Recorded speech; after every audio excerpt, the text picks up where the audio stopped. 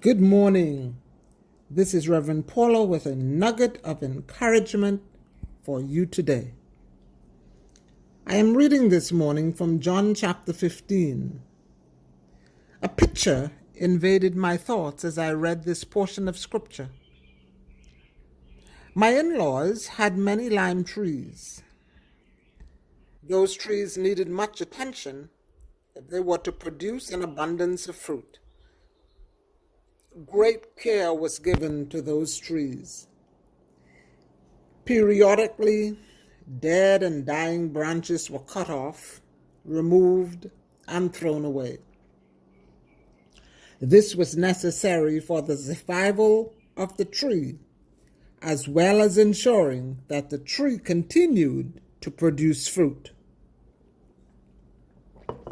This picture allows me to grasp the concept of what Jesus is saying here in John chapter 15. Jesus pictures himself as a tree or a vine, while we are the branches. We get our sustenance, our nourishment, our every need from him.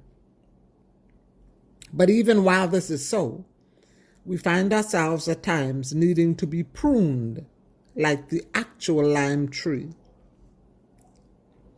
Pruning requires a clipping away or cutting off those parts that are stunting growth or causing disease to spread or even becoming a threat of death.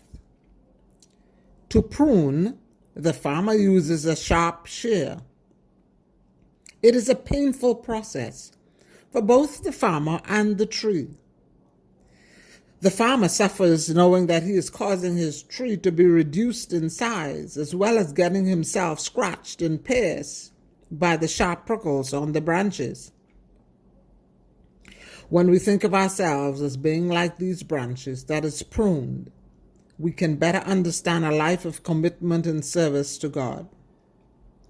We are of little use to God if we are filled with apathy, rebelliousness, and pride. We cannot produce good fruit if we are contaminated with the diseases of the world, like greed and hate and immorality and gossip and slander and jealousy. God prunes us.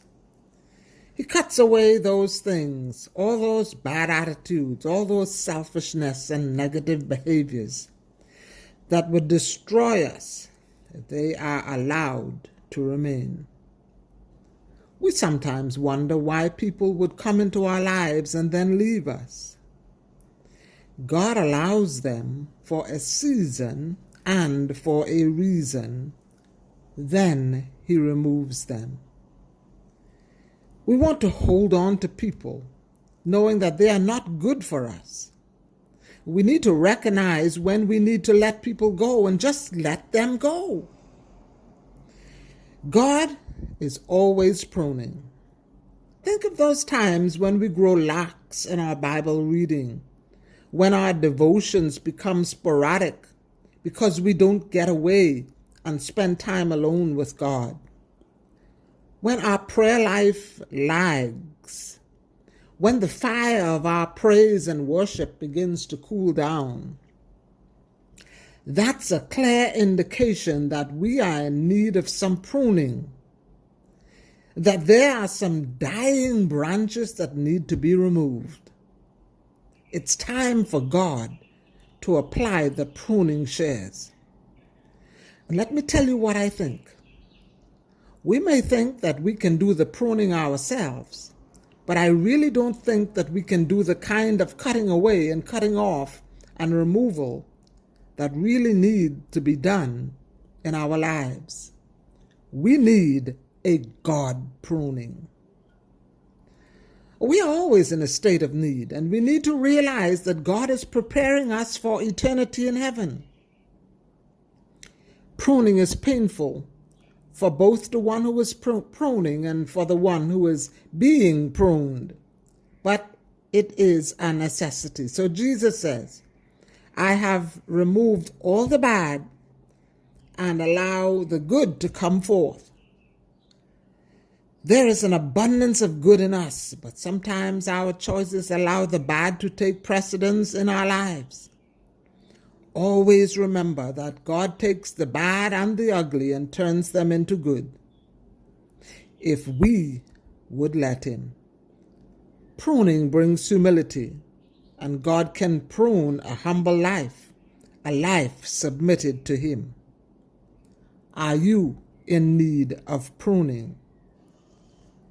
Allow God to take care of that. If this has been a blessing to you, please share with someone else. There is always someone who needs encouragement.